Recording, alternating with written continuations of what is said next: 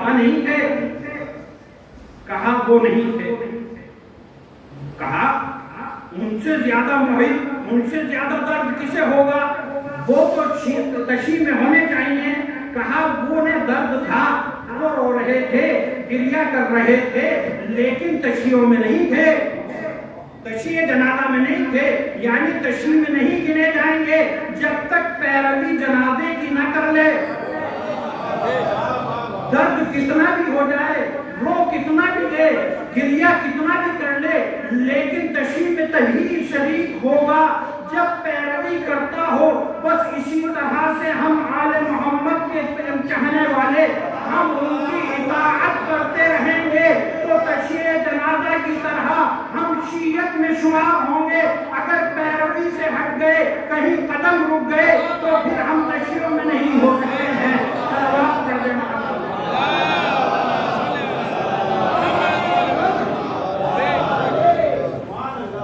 تو شیعہ ہونا ایک اہم مسئلہ ہے کہ شیعہ کیسے بنا جائے اور کیسا ہوا جائے. دیکھیں زمانے کے اعتبار سے تین طرح کے زمانے ہوتے ہیں. یا تو ماضی ہوگا یعنی گزرا ہوا، یا حال ہوگا جو موجودہ چل رہا ہے، یا مستقبل آنے والا ہے. یہ تین ہیں. تین سے باہر زمانہ نہیں ہے. یا تو ماضی ہے، یا حال ہے، یا مستقبل. یہ تین چیزیں ہیں. اب ان تین چیزوں میں جب آپ دیکھیں ہم مولا کے شیعہ ہیں یا نہیں؟ ماضی میں کیا تھے، حال میں ہیں، اور مستقبل میں دعا کریں رہیں.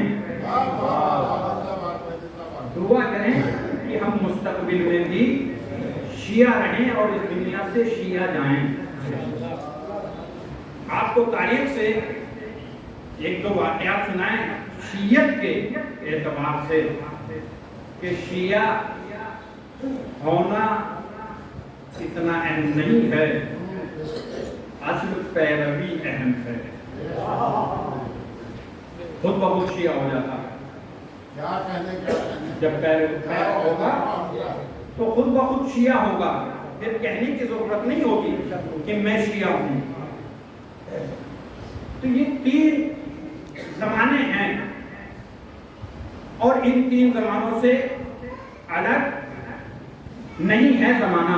تین چیزوں سے، حال، مستقبل اور ماضی. اب ہم نے جب تاریخ کا مطالعہ کرنا شروع کیا، ملزم موجود ہیں، تو ہمیں کچھ ایسے کردار ملتے ہیں جو ماضی میں شیعہ تھے لیکن مستقبل خراب کر دیا. کچھ ایسے کردار ملتے ہیں جن کا ماضی خراب تھا لیکن انہوں نے اپنا مستقبل سنوار لیا. ماضی خراب تھا لیکن اپنا مستقبل سنوار لیا. تو وہ کون لوگ ہیں؟ آپ جب تاریخ کا مطالعہ کرنا شروع کریں اور تاریخ میں جب مولا سے حکومت چھینی گئی، حکومت چھین لی گئی، اس پر قبضہ کر لیا گیا. خلافت نہیں چھینی گئی، خلافت چھیننے والی چیز نہیں ہے، یہ امر پروردگار ہے. خلافت نہیں چھینی جا سکتی ہے. ظاہری حکومت پر قبضہ جما لیا تو مولا کے چاہنے والے آنا شروع ہوئے مولا کے پاس. کچھ چاہنے والے تھے، کچھ منافقین تھے، اور کچھ ایسے افراد تھے جو مولا کے چاہنے والے تو نہیں تھے لیکن حکومت میں حصہ لینا چاہتے تھے کہ ہمیں بھی کچھ ملے. مولا کے پاس آئے اور آنے کے بعد مولا کو کہا کرتے تھے مولا آپ اپنے حق کے لیے کھڑے ہوں, ہم آپ کے ساتھ ہیں. مولا آپ تلوار اٹھائیے, ہمارا قبیلہ آپ کے ساتھ ہے. بہت لوگ آئے, مولا خاموش ہیں, اس لیے کہ مولا امام مصلحت جانتا ہے اس وقت کیا کرنا ہے. جب زیادہ فشار بڑھا اور فشار بڑھنے کے بعد یہاں تک ہوا کہ ابو سفیان آیا, اور ابو سفیان نے آنے کے بعد کہا اے علی آپ اپنے حق کے لیے کھڑے ہوں, میں مدینے کی گلیوں کو سوار اور پیادوں کی تلواروں سے آٹ دوں گا. تو مولا نے ایک تاریخی جواب دیا, اے ابو سفیان تو اسلام کا ہمدرد کب سے ہو گیا؟ ابو سفیان تو خاموش ہو گیا, لیکن کچھ لوگ امام کے پاس آتے رہے. جب لوگوں نے زیادہ اصرار کیا, تکرار کی, تو مولا نے ایک شرط رکھی. مولا نے شرط رکھی. شرط کیا تھی؟ شرط یہ تھی کہ میں کل قیام کروں گا, لیکن شرط ایک ہوگی. کہا کیا ہوگی؟ کہا آپ سب مشورہ دینے والے ہیں نا, آپ قیام کے لیے کہہ رہے ہیں نا. کہا ہم آپ کے ساتھ, ہماری تلواریں آپ کے ساتھ ہیں. کہا میں قیام کرنے کے لیے تیار ہوں, کل صبح فلاں جگہ پر آپ سب حضرات آئے, لیکن شرط یہ ہوگی جو آئے اپنا سر منا کر آئے. جو آئے اپنا سر منا کر آئے. بس آنے والوں میں اور کوئی نہیں تھا, فقط 4 افراد نکلے جو کہہ رہے تھے تلوار ہماری آپ کے ساتھ ہے. وہ سر تو کیا دیتے, بال نہ کٹا سکے. سر دینا اور بات ہے, بال نہ کٹا سکے. ان میں آنے والوں میں 4 افراد, اور ان 4 افراد میں ایک زبیر. اب بتائیے جو مولا نے شرط رکھی, زبیر اس شرط پر پورا اترا یا نہیں؟ زبیر پورے اترے یا نہیں؟ مولا نے شرط رکھی, مولا ہماری تلوار آپ کے ساتھ ہے, ہم سر منا آئے. مولا نے کہا یہ 4 افراد نکلے, اتنے افراد میں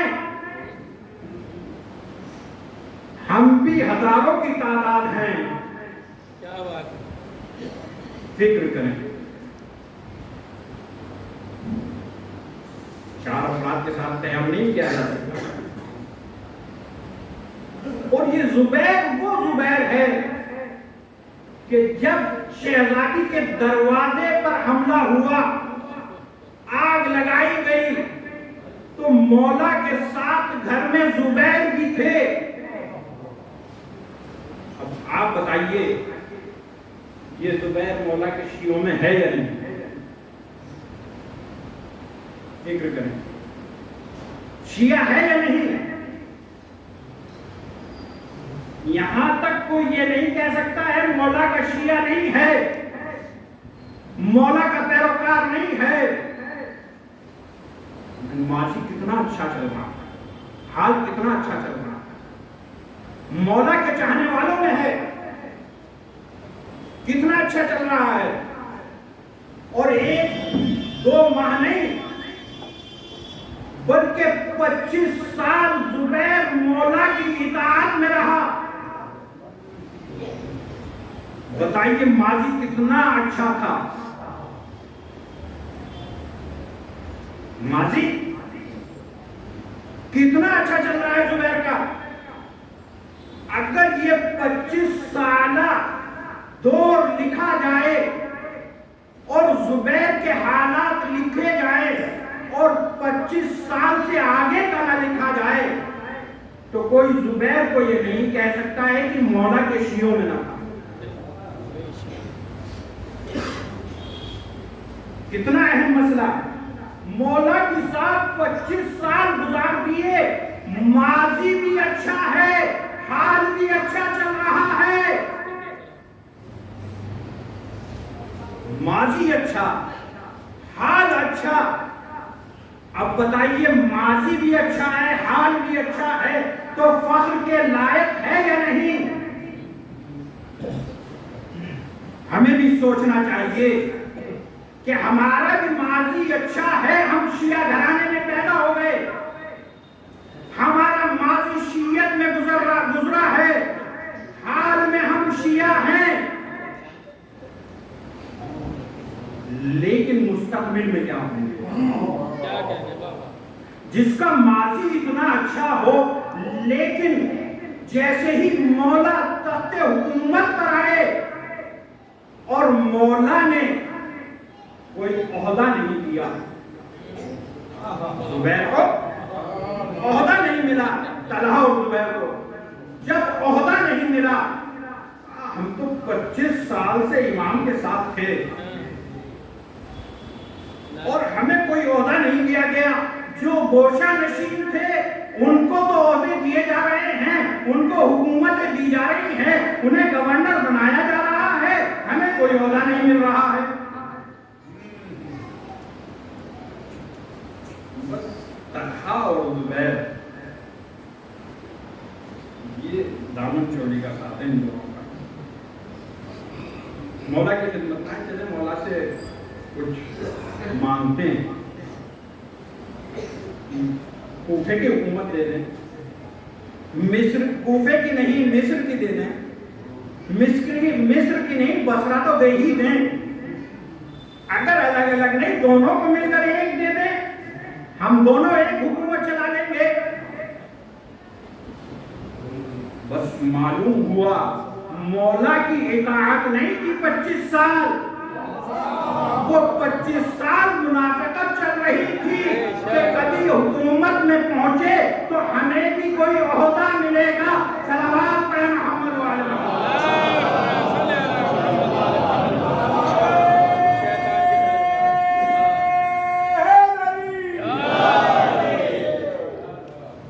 بس مولا کی خدمت میں پہنچیے. رات کا وقت, مولا کی خدمت میں پہنچے, رات کا وقت, دفع الباب کیا. دفع الباب جیسے ہی کیا ویسے ہی مولا کے غلام نے دروازہ کھولا.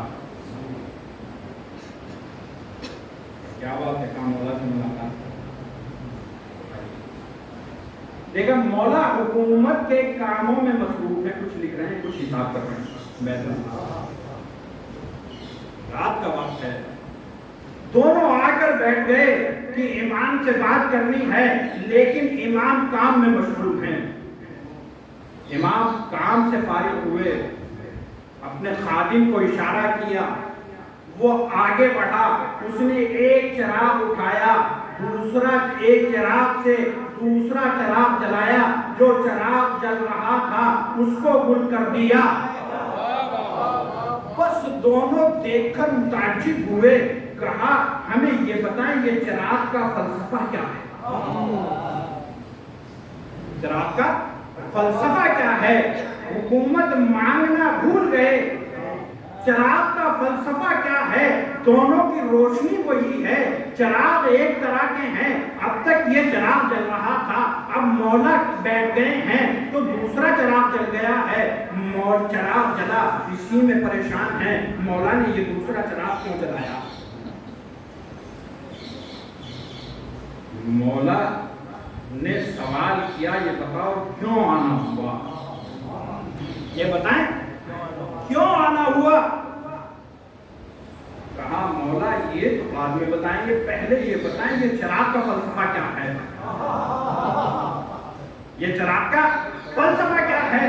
کہا چراغ کا فلسفہ کچھ اور نہیں ہے، اب تک میں حکومت کے کاموں میں مشغول تھا تو یہ بیت المال سے چراغ جل رہا تھا، اب میرا اور آپ کا شخصی مسئلہ ہے، شخصی بات ہے، تو اب یہ میری ملکیت سے چراغ جل رہا ہے۔ بس دونوں نے یہ سنا اور یہ بھول گئے، کہا جہاں چراغ میں اتنی عدالت ہو ہمیں حکومت نہیں مل سکتی۔ خاموش ہو گئے، بس کہنے مولا نے سوال کیا بتائیں کیوں آنا ہوا؟ کہا مولا عمرے کے لیے جا رہے ہیں، آخری ملاقات کے لیے آئے تھے۔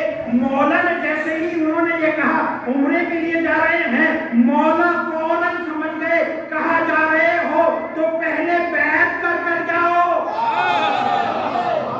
کہا مولا بیعت تو ہم کر چکے ہیں، کہا نہیں تجدید بیعت کرو، اس لیے جس مولا کی تلوار نسلیں دیکھ کر چلتی ہو وہ مولا سامنے بیٹھے ہوئے آدمی کو نہیں پہچانے گا۔ صلوات پڑھ دے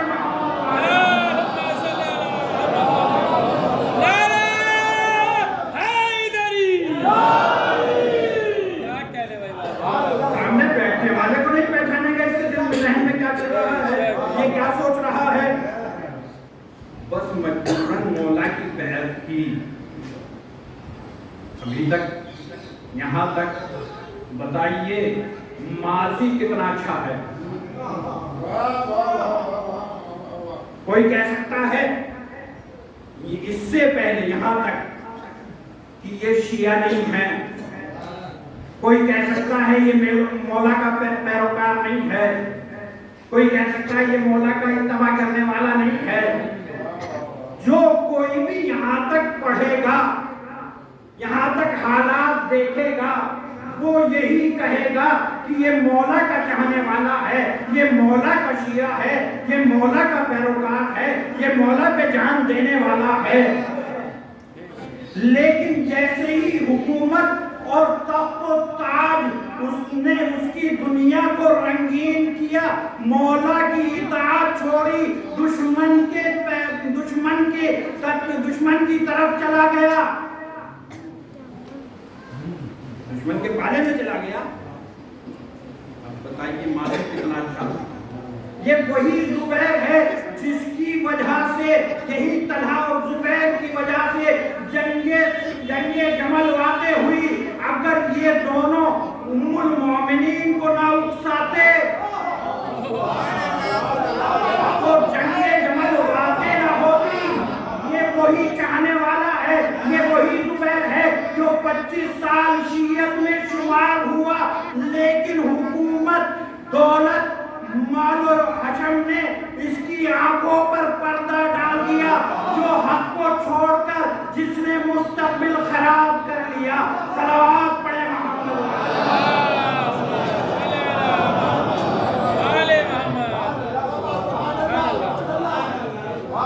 فکر کریں،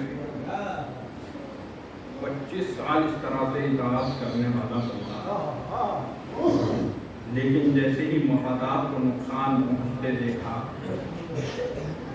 حکومت تو ملی ہی نہیں، ہم تو اتنے دن سے تباہ کر رہے تھے، حکومت ملے گی، دولت ملے گی، عیش و عشرت کی زندگی ہوگی، ویسے ہی پالا بدل کر مولا کی اطاعت چھوڑ کر اپنا مستقبل خراب کر۔ تو ہمیں ماضی پر نہیں، ماضی ہمارا بہت اچھا ہے، حال بھی اچھا چل رہا ہے، ہمیں دعا کرنا چاہیے کہ ہمارا مستقبل بھی اچھا ہو، اس لیے اچھا ہو۔ قرآن کریم کی آیت اور جس کو مولا امیر المومنین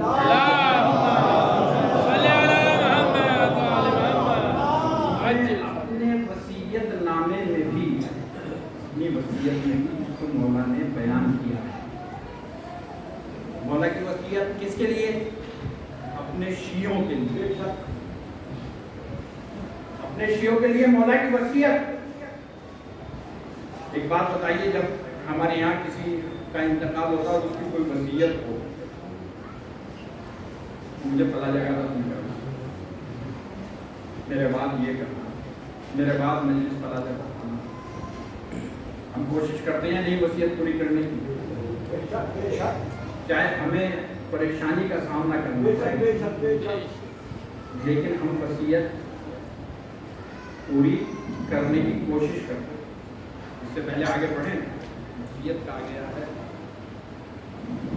دیکھیں، وصیت اسلام میں ہر مومن کے لیے ضروری ہے کہ وہ اپنی وصیت کو لکھ کر تیار کرے. اس لیے کہ موت معلوم نہیں کب آئے. یہ ضروریات اسلام میں ہے، زبانی نہیں، زبانی بھی کریں آپ، لیکن ہر بندہ مومن کے لیے ضروری ہے کہ وہ وصیت اپنی آمادہ رکھے. جب وصیت آمادہ رکھے گا تو اسے موت کی یاد رہے گی، اور جب موت یاد رہے گی تو پھر وہ ادھر نہیں بھاگے گا، بلکہ اطاعت پروردگار میں ہوگا. اسی کے لیے امام نے کہا ہے، جب امام حسن علیہ السلام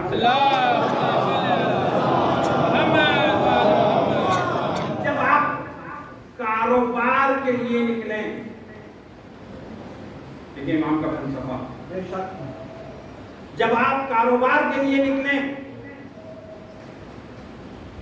تو یہ سوچ کر نکلیں کہ عرصہ دراز اس دنیا میں رہنا ہے. کاروبار کے لیے کہاں رہنا ہے؟ عرصہ دراز اس دنیا میں ہمیں رہنا ہے. لیکن جب مسلح پر پہنچو، امام کا قول ہے کہ جب مسلح پر پہنچو تو یہ سوچ کر پہنچو، یہ سوچ کر مسلح پر کھڑے ہو کہ شاید ہو سکتا ہے یہ ہماری آخری سجدہ ہو، یہ ہماری آخری نماز ہو، اس کے بعد ہمیں نماز پڑھنے کا موقع نہ ملے. اتنا اہم مسئلہ ہے. مولا نے مومن کی پوری زندگی کو ان دو جملوں میں سمیٹ دیا ہے. جب وصیت، مولا کی وصیت کیا ہے؟ مولا ارشاد فرماتے اپنے چاہنے والوں کے لیے، قرآن کریم کی آیت، وَلَا تَمُوتُنَّ إِلَّا وَأَنْتُمْ مُسْلِمُونَ. مولا نے وہ آیت نہیں پڑھی، وہ آیت نہیں بتائی، وہ آیت وصیت میں نہیں لائی جو ماضی ہے، بلکہ مولا نے مستقبل کے لیے کہا، وَلَا تَمُوتُنَّ إِلَّا وَأَنْتُمْ مُسْلِمُونَ. تمہیں موت نہ آئے. موت پہ کسی کا کنٹرول ہے؟ کسی کا کنٹرول نہیں. مولا کہہ رہے تمہیں، قرآن کی آیت ہے کہ تمہیں موت نہ آئے. تم مرنا نہیں. اللہ یہ تو کبھی بھی اور مولا کہہ رہے ہیں تمہیں مرنا نہیں ہے. کیسے نہیں مرنا ہے؟ کہا وَلَا تَمُوتُنَّ إِلَّا وَأَنْتُمْ مُسْلِمُونَ. تمہیں موت نہ آئے مگر یہ کہ تم مسلمان ہو. یعنی جب مرنا تو مسلمان مرنا. اب یہ مولا کی وصیت ہے. اگر ہمارے باپ کی وصیت ہو تو ہم اسے کتنا سختی کے ساتھ پیرو کرتے ہیں، اسے بجا لاتے ہیں، اسے انجام دیتے ہیں، چاہے کتنی ہی پریشانیوں کا مقابلہ کرنا پڑ جائے. اب وہ مولا جو باپ سے کہیں زیادہ شفیق ہے، باپ سے زیادہ کہیں نہیں،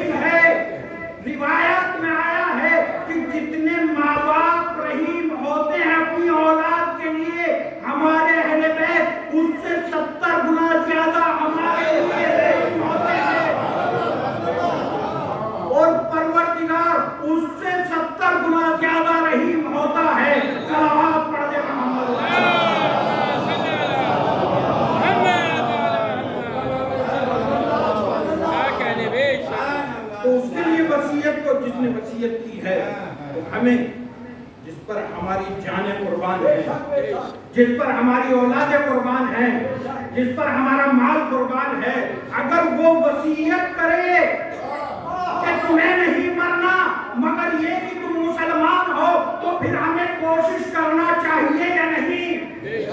جتنی کوشش کر سکتے ہیں ہر وقت اسی فکر میں رہیں کہ ہم مسلمان رہیں. صلوات پڑھیں.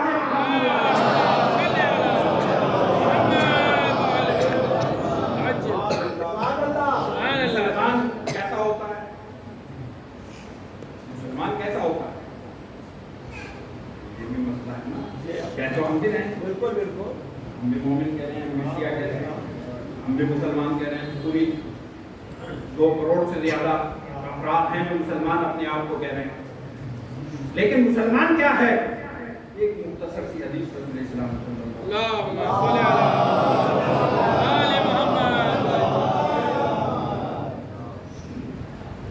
رسول ارشاد فرماتے ہیں من سلم المسلمون من لسانه ويده.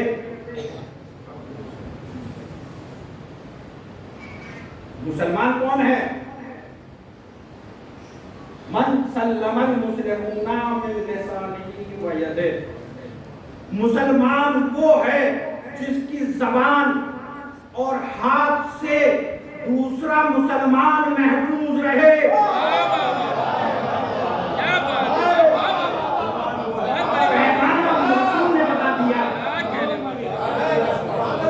رسول نے پیمانہ بتا دیا کہ اگر تم مسلمان کہتے ہو تو پہلے یہ دیکھو ہمارے ہاتھ سے کسی کو اذیت تو نہیں پہنچی. اگر تم مسلمان کہہ رہے ہو تو یہ دیکھو ہماری زبان سے کسی مومن بھائی کو تو اذیت نہیں پہنچی.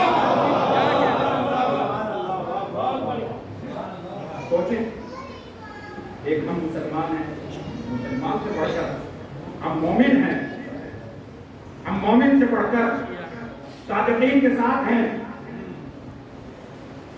اب ہماری زبان کتنی پاک زبان ہونی چاہیے، لیکن ہمارا مزاج کیا ہے؟ ہم اگر کہیں عبادت میں بھی مصروف ہوں جس کو خالق نے عبادت کہا ہے، وہاں بھی ہماری زبان محفوظ نہیں رہتی. مثال سے باتیں کریں. مریض کی عیادت کے لیے جانا مستحب بات ہے، اور روایات میں آیا ہے کہ جب کوئی بندہ مومن کسی مومن کی عیادت کے لیے جاتا ہے، جیسے ہی گھر سے قدم نکالتا ہے اور اتنے واپس آتا ہے، وہ عبادت میں شمار ہوتا ہے. ایسی حدیث عبادت ہوا یا نہیں؟ اور مومن کا مومن پر حق میں نہیں بتایا گیا ہے کہ مومن کا مومن پر حق یہ ہے کہ جب کسی مومن بھائی کو مریض ہونے کی اطلاع ملے تو اس کی عیادت کے لیے جاؤ. جب اس کی عیادت کے لیے ہم نکلتے ہیں تو عبادت شروع ہو جاتی ہے. عبادت عبادت عبادت. گھر پر پہنچے تک بیٹھے، بھائی کیا حال ہے؟ الحمدللہ. اسے دکھایا پہلے سے افاقہ ہوا یا نہیں؟ سب ہم کرتے ہیں نا. اور ان باتوں کے فوراً بعد ایک تو ہم یہ توقع کرتے ہیں کہ اب چائے آ جائے.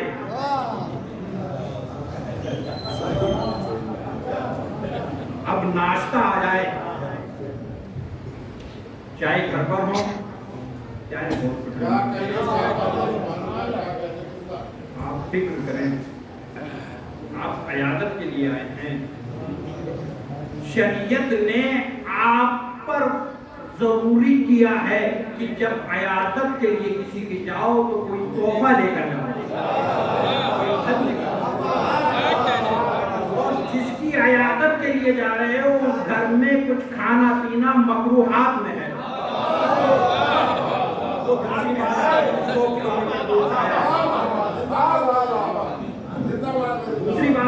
کلومیٹر سے آیا ہے تو کھانا ہے، لیکن ہم آئے 10 کلومیٹر سے ہاسپٹل میں، اسپتال میں دیکھنے کے لیے۔ اب ہم ہوتا کیا ہے، ہم نے حالات پوچھے، اور حالات پوچھنے کے بعد عبادت ہو رہی ہے نا، اب عبادت میں ہم نے کہا وہ مریض نے بھی اور یہ بھی دونوں باتیں کرنے لگے، اس لیے کہ دوستی تھی۔ ارے فلاں صاحب کے کیا حال ہیں؟ تو بہت منوس آدمی ہے، وہ تو ایسا ہے، ارے اس نے یہ کر دیا، اس کی بیٹی نے یہ کر دیا، اور ہم نے غیبت شروع کر دی، ہم نے برائی شروع کر دی۔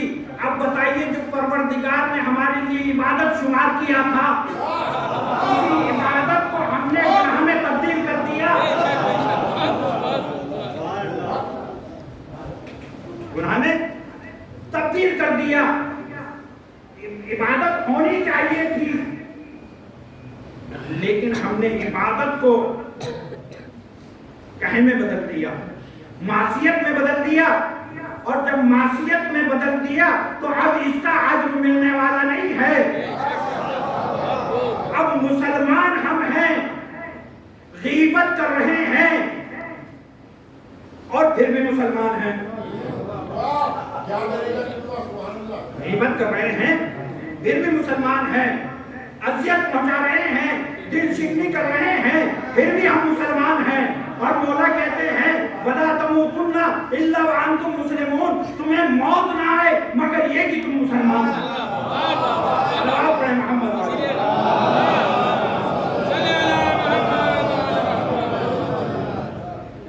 یہی نہیں ہوتا ہے۔ مثال کے طور پر میں ملتاب کے پاس آیا، اور کسی کی مثال نہیں،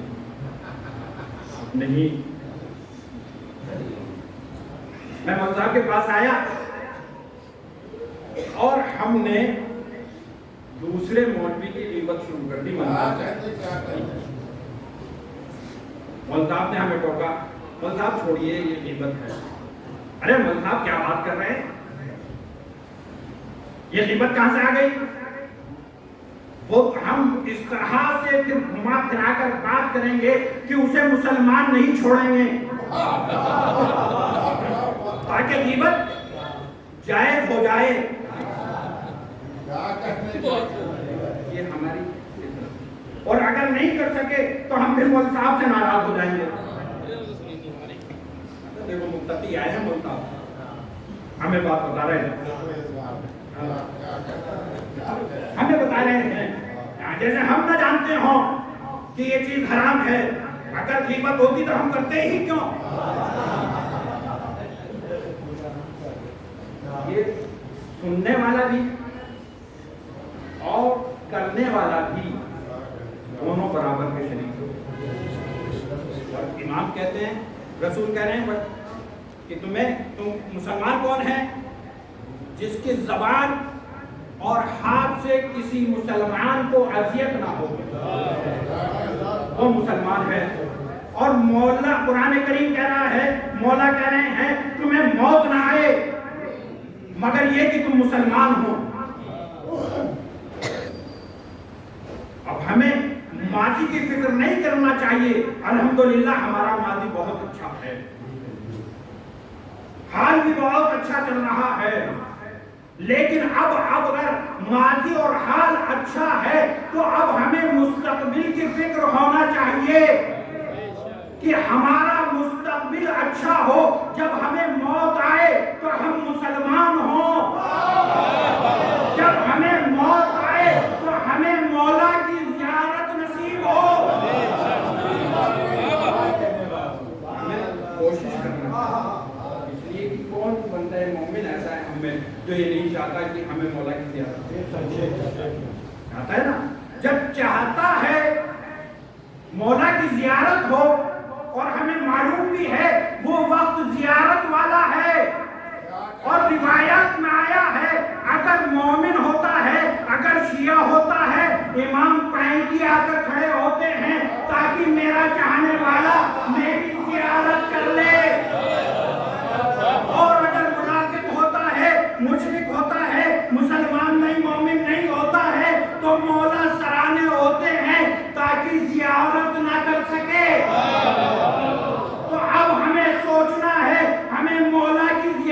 بھی کرنا ہے، ہمیں مسلمان بھی مرنا ہے، تو ہمیں کس طرح سے کوشش کرنا چاہیے؟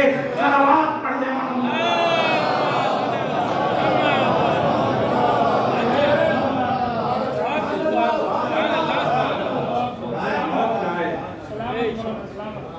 مگر یہ کہ ہم مسلمان، یہ تو ماضی جن کا اچھا تھا، حال بھی اچھا تھا، لیکن انہوں نے مستقبل بگاڑ دیا۔ ہم بھی ماضی اچھا ہے، حال اچھا چل رہا ہے یا نہیں؟ ٹھیک ہے، مولا کے چاہنے والے ہم مولا کے شیعہ۔ اب ہمیں ادھر کی فکر نہیں کرنا ہے جو گزر چکا ہے، آئندہ کی کرنا ہے۔ اب ہمیں یہ دیکھنا ہے کہ اگر ماضی میں ہم سے گناہ سرزد ہوئے ہیں، اگر ماضی میں ہمارا اچھا نہیں تھا، ہم سے گناہ سرزد ہوئے ہیں، تو ہم بارگاہ پروردگار میں آ جائیں اور توبہ کر لیں تاکہ ہمارا مستقبل اچھا ہو سکے، مستقبل ہمارا اچھا ہو جائے۔ اور اگر مستقبل اچھا نہ ہو پھر کیا ہونے والا؟ ابھی وقت ہے۔